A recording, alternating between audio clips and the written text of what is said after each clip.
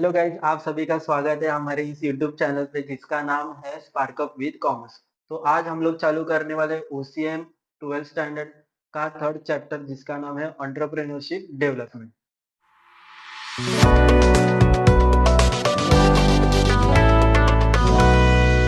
तो ये जो चैप्टर है इसका जो वेटेज है टोटल अपने 80 मार्क्स का जो पेपर रहता है एचएससी का, तो उसमें का जो इसका वेटेज है थर्ड चैप्टर का वो 5 मार्क्स का है, मतलब 5 मार्क्स का पूछा जाता है एग्जाम में, बोर्ड एग्जाम में। तो आज हम लोग सीखने वाले हैं एंटरप्रेन्योरशिप डेवलपमेंट क्या रहता है। तो उससे पहले हम लोग सीखेंगे एंटरप्रेन्योर क्या रहता है। एक इंसान रहता है जो बिजनेस चलाता है, जिसके बहुत सारे बिजनेस रहते हैं और वो ऑलराउंडर बोला जाता है। मतलब वो हार्ड वर्किंग पर्सन रहता है, डेडिकेटेडली काम करता है और वो सब सब कुछ मतलब कंट्रोल्ड ओनर्स भी वही रहते हैं, कंट्रोल भी वही करते हैं, मैनेज भी सब चीजें वही करते हैं, इसलिए उसको एंटरप्रेन्योर्स कहा जाता है। तो अभी यहाँ पर हम लोग मीनिंग देखने वाले हैं इसका। Entrepreneurship is the full time job, requires dedication and hard work. Dedicated आदमी लगते हैं इसके लिए और हार्ड वर्किंग चाहिए। They are the owners, owners रहते हैं। प्रोड्यूसर्स मतलब कौन से गुड्स कहाँ पर प्रोड्यूस करने का है, कौन से तरीके का मटेरियल यूज करने का है, सब वही यहाँ पर डिसाइड करते हैं। फिर बाद में मार्केट क्रिएटर्स मतलब एडवर्टाइजिंग के जो भी डिसीजंस रहते हैं वो सब वही लेते हैं। फिर बाद में है डिसीजन टेकर्स मतलब क्या, प्राइस के रिलेटेड डिसीजन हो गया, प्रोडक्ट के क्वालिटी के रिलेटेड डिसीजन हो गया। और लास्ट में है रिस्क टेकर्स। रिस्क तो बहुत इंपॉर्टेंट है, जब भी हम लोग बिजनेस चालू करते हैं तो उसके साथ रिस्क भी रहता है। तो risk is the reward of the profit. Entrepreneurs are referred as the four factor of a production. जो चार फैक्टर्स रहते हैं यहाँ पर लिखा गया है, लैंड, लेबर एंड कैपिटल। उसके साथ जो चौथा जो फैक्टर्स ऑफ प्रोडक्शन है वो है अपना एंटरप्रेन्योरशिप। तो अभी हम लोग इसका डेफिनेशन देखने वाले हैं। अकॉर्डिंग टू वेबस्टर डिक्शनरी के पर्सपेक्टिव से एंटरप्रेन्योरशिप क्या रहता है। An entrepreneur is a person who starts a business, जो बिजनेस चालू करता है and is willing to risk, वो रिस्क लेने के लिए तैयार होता है। और क्यों रिस्क लेने के लिए तैयार रहता है? In order to make money, पैसा बनाने के लिए वो रिस्क लेता है, और रिस्क है तो इश्क है, ऐसा एक डायलॉग है। तो अभी हम लोग ये मीनिंग देखा, मीनिंग और डेफिनेशन।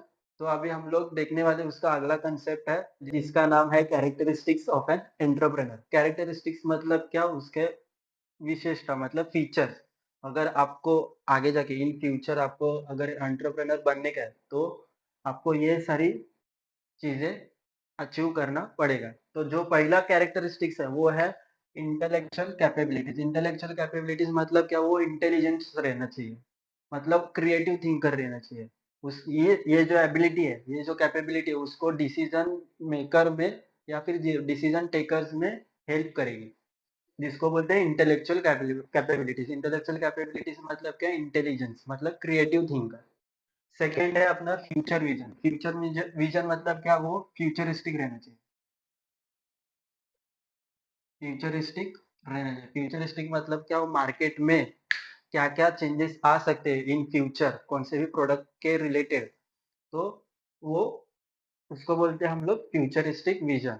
तो इसके हिसाब से वो क्या करेगा, अपने जो भी प्रोडक्ट्स है या फिर प्रोडक्ट्स के रिलेटेड प्राइस हो गया, क्वालिटीज हो गया, उसमें क्या करेगा, डिसाइड करेगा अगर कुछ मार्केट में चेंजेस हुआ तो इन फ्यूचर।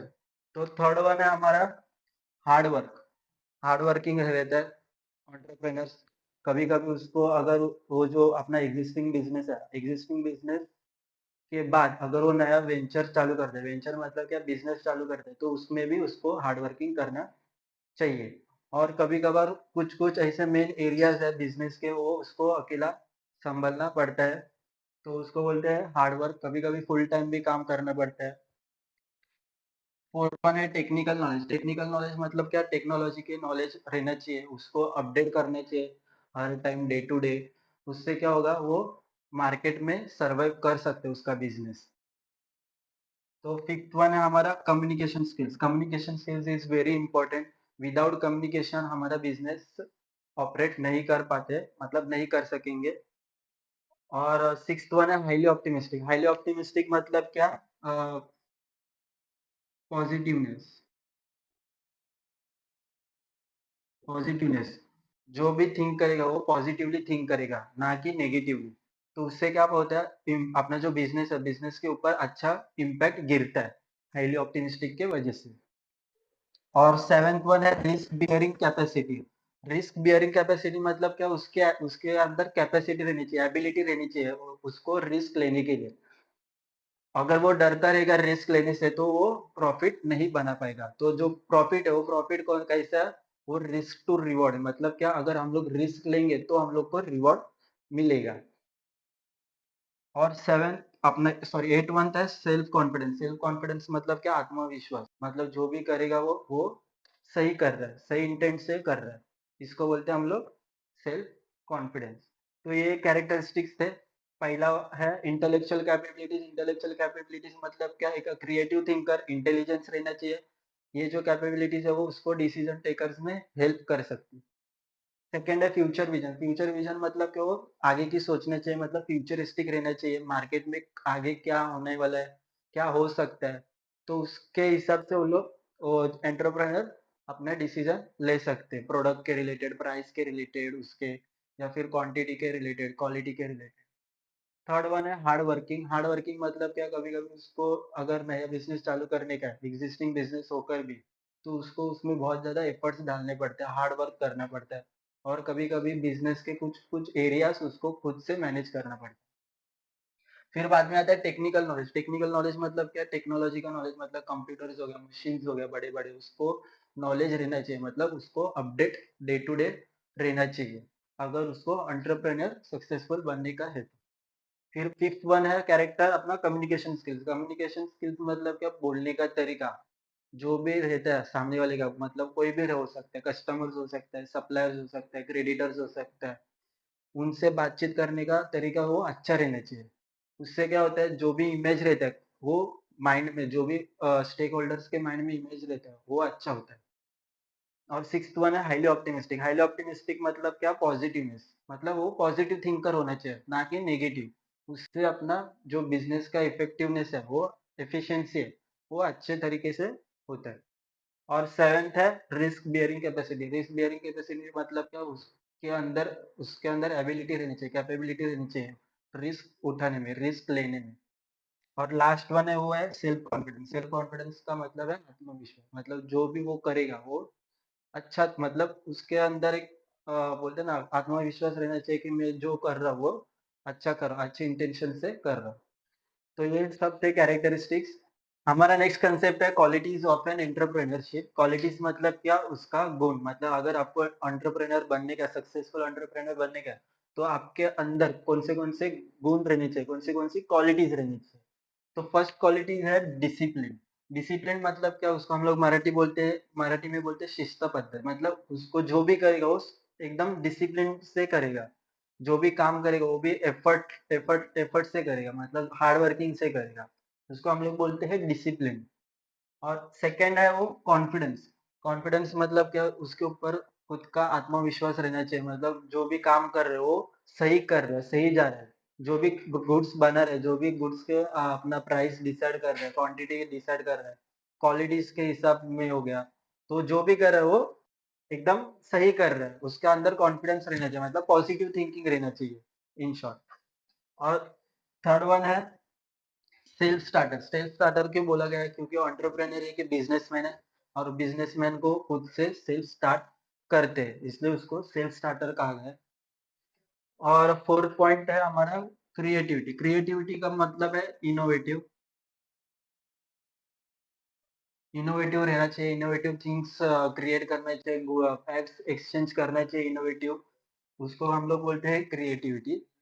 फिफ्थ वन है स्ट्रॉन्ग कम्युनिकेशन स्किल। जैसे मैंने कैरेक्टरिस्टिक्स में कहा गया था, बोला था कि कम्युनिकेशन स्किल्स बहुत इंपॉर्टेंट है। हम किससे कम्युनिकेशन करते हैं, मतलब जो भी रहते हैं स्टेक होल्डर। स्टेक होल्डर मतलब क्या? कस्टमर्स हो गए, डीलर्स हो गए, क्रेडिटर्स हो गए, तो उससे हम लोग का बातचीत अच्छी तरीके से करना आनी चाहिए। ये बहुत पावरफुल इम्पैक्ट, अगर गुड अच्छा कम्युनिकेशन स्किल्स रहेगा तो इम्पैक्ट मतलब जो भी बिज़नेस है हमारा, उसके ऊपर इम्पैक्ट बहुत अच्छा गिरता है, इफेक्टिवली गिरता है। फिफ्थ वन है कॉम्पिटिटिव। कॉम्पिटिटिव मतलब क्या? हम लोग कम्पीट कर सकते हैं, हम लोग के जो भी आजू-बाजू में जो भी कॉम्पिटिटर्स है मार्केट में, उसको हम लोग कम्पीट कर सकते हैं। कम्पीट मतलब कि उसको हरा नहीं सकते, मतलब उसके हिसाब से, उसके लेवल तक हम लोग सर्वाइव कर सकते हैं मार्केट में, मतलब बिज़नेस में, बिज़नेस के लिए। और सेवेंथ वन है हमारा पैशन। पैशन मतलब क्या? मराठी में बोलते हैं उसको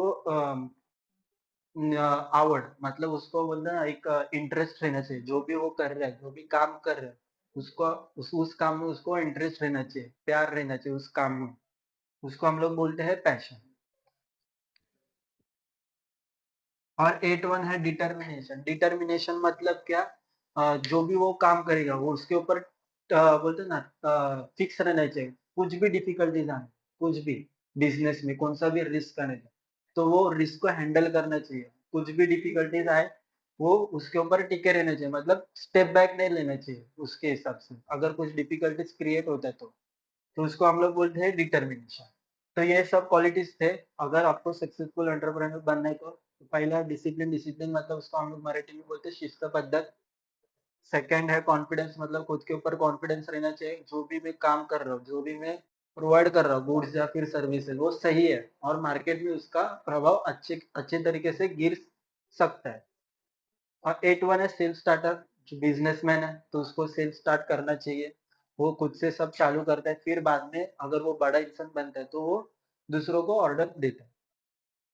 फोर्थ है क्रिएटिविटी। क्रिएटिविटी का मीनिंग है इनोवेटिव, मतलब इनोवेटिव थिंग्स क्रिएट, मतलब आनी चाहिए। फैक्ट्स इनोवेटिव रहना चाहिए, प्रोडक्ट्स इनोवेटिव लॉन्च करना चाहिए।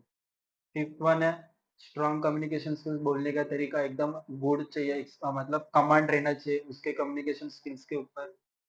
सिक्स्थ वन है कॉम्पिटिटिव। कॉम्पिटिटिव मतलब क्या? वो जो भी जितने भी मार्केट में कॉम्पिटिटर्स रहते हैं उसको कम्पीट करता है, कॉम्पिटिटिव उसको बोलते हैं। सेवेंथ है पैशन। पैशन मतलब क्या? मराठी में उसको बोलते हैं आवड, मतलब जो भी काम करेगा वो इंटरेस्ट से करेगा, एफर्ट डाल के करेगा, हार्ड वर्क करेगा। और 8 वन है वो डिटर्मिनेशन। डिटर्मिनेशन मतलब क्या? एक ही चीज़ पे टिके रहना, मतलब कुछ भी हो जाए, डिफिकल्टीज़ कौन से भी आ जाए, तो जो करूँगा मैं यही चीज़ करूँगा।